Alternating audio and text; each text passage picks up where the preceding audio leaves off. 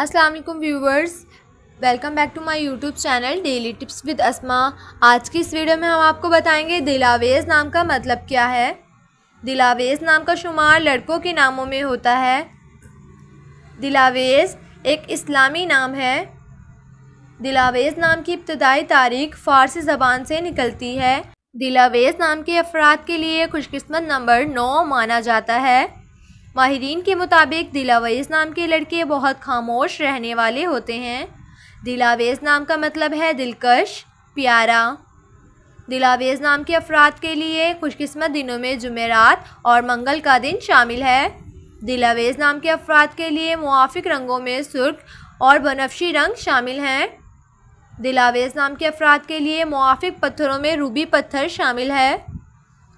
खुशकिस्मती वाली धातों में हिंसों के हिसाब से लोहा और तांबा शामिल हैं। सो फ्रेंड्स, अगर आप अपने नाम का मतलब जानना चाहते हैं तो कमेंट बॉक्स में अपना नाम लिखें।